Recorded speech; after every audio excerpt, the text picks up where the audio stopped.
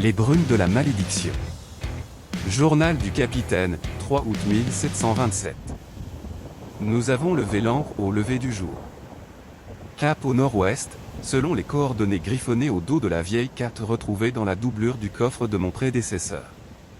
Elle était enroulée autour d'un objet étrange, un médaillon en os gravé de symboles inconnus. Je l'ai porté à mon cou par instinct, et depuis, j'entends des voix dans les voiles. Des murmures étouffés, mêlés au craquement des mâts. Le second affirme avoir vu des silhouettes, debout à l'avant du navire, où il n'y avait personne. Elles disparaissent dès qu'on s'approche. Cette nuit, la brume est tombée d'un seul coup. Épaisse. Lourde. Comme si elle nous suivait. Le Saint-Espérance glissait sur une mer d'encre, englouti par une brume qui semblait vivante. Le capitaine Adrien Vauquelin, un homme endurci par des années de tempête et de combat, scrutait l'horizon depuis la proue. Ses doigts serraient le médaillon, dont la surface froide semblait pulser sous sa peau. Les murmures qu'il avait notés dans son journal s'étaient intensifiés, formant des mots indistincts, comme une langue oubliée. Capitaine. La voix rauque de son second, Mathias, perça le silence. Les hommes sont nerveux. Ils disent que le médaillon porte malheur, que c'est lui qui appelle la brume. Adrien se retourna, son regard perçant fixé sur Mathias. Superstition de marin. Ce médaillon est la clé de notre destination. La carte le mentionne, et je ne défierai pas un ordre gravé par mon prédécesseur. Mais au fond, Adrien doutait. Les silhouettes que Mathias avait vues, il les avait aperçues lui aussi. Des formes humaines, immobiles, drapées dans des haillons, qui se dissolvaient dans la brume dès qu'il clignait des yeux. Et puis, il y avait ce rêve, la nuit précédente, une île noyée dans un brouillard verdâtre, où des voix l'appelaient par son nom. Journal du capitaine, 4 août 1727. La brume ne se lève pas. Les voiles pendent, inutiles, comme si le vent lui-même nous avait abandonnés. L'équipage murmure des prières, leurs regards fuyants. Ce matin, le cuistot a trouvé du sel disposé en cercle autour de sa couchette. Personne n'avoue. Le médaillon chauffe contre ma poitrine, et les voix, elles chantent maintenant. Une mélodie qui me glace le sang. Le 5e jour, un cri déchira l'aube. Adrien bondit hors de sa cabine, l'épée à la main.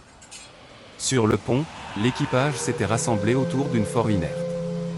C'était le jeune mousse, Étienne, gisant dans une mare de sang. Une entaille profonde barrait sa gorge, mais aucune arme n'était en vue. Qui a fait ça ? Rugit Adrien, son autorité vacillant face au regard terrifié des hommes. C'est la brume, capitaine. Murmura un vieux marin, les yeux écarquillés. Elle veut le médaillon. Adrien sentit une vague de colère monter en lui. Assez de ces sottises. Retournez à vos postes.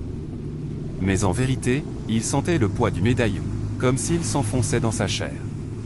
Cette nuit-là, incapable de dormir, Adrien déplia la carte à la lueur d'une chandelle. Les coordonnées pointaient vers un lieu sans nom, marqué d'un symbole identique à ceux du médaillon. Sous la carte, une inscription à peine lisible, celui qui porte l'os appelle les ombres. Un frisson le traversa. Il arracha le médaillon de son cou et le jeta sur la table. Aussitôt, les murmures cessèrent. Mais dehors, un hurlement retentit, suivi d'un choc sourd contre la coque. Adrien se précipita sur le pont. La brume s'était épaissie, si dense qu'il ne voyait pas à 2 mètres. Les hommes couraient en tous sens, criant des ordres incohérents. Puis, au milieu du chaos, Adrien la vit, une silhouette distincte, debout à la proue. Une femme, ou ce qui en avait l'apparence, drapée dans des voiles déchirées. Ses yeux, 2 puits noirs, le fixaient. Rends-le, murmura une voix, portée par le vent. Rends-l'os, périrez tout. Adrien dégaina son épée, mais la silhouette s'évanouit. À cet instant, un craquement assourdissant déchira l'air. Le navire trembla, projetant les hommes au sol. La coque venait de heurter quelque chose. Journal du capitaine, 6 août 1727. Nous sommes échoués.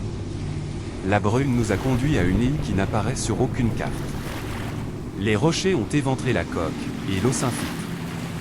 Les hommes refusent de quitter le navire, terrifiés par ce qu'ils ont vu dans la brume. J'ai repris le médaillon. Je ne sais pourquoi. Il me semble que c'est ma seule chance de comprendre. L'île était un cauchemar de falaises abruptes et de brouillard verdâtre, semblable au rêve d'Adrien. Guidé par une force qu'il ne comprenait pas, il s'enfonça seul dans l'intérieur des terres, le médaillon brûlant contre sa poitrine. Les murmures étaient revenus, plus clairs, le guidant vers une caverne creusée dans la roche. À l'intérieur, des ossements jonchaient le sol, entourant un autel où trônait une statue grotesque, sculptée dans une matière semblable à l'os du médaillon. Les symboles gravés sur l'autel luisaient d'une lumière malsaine. Adrien comprit alors. Le médaillon était un fragment de cette entité, une relique maudite qui liait son porteur à une force ancienne. Murmura la voix de la femme, désormais partout autour de lui. Adrien hésita. Derrière lui, il entendit les cris de son équipage, assaillis par les ombres de la brume. Il comprit qu'il n'y avait qu'un moyen de les sauver. D'un geste tremblant, il plaça le médaillon sur l'autel. Un hurlement inhumain éclata, et la caverne s'effondra. Adrien courut, poursuivi par des ombres qui s'effilochaient dans la lumière naissante. Lorsqu'il atteignit la plage, la brume s'était levée. Le Sainte-Espérance était en ruine, mais l'équipage, miraculeusement, était vivant. Journal du capitaine, 10 août 1727. Nous avons construit un radeau avec les débris du navire. L'île est derrière nous, mais je sens encore son regard. J'ai brûlé la carte. Si quelqu'un trouve ce journal, qu'il prenne garde, certaines reliques ne doivent jamais être touchées.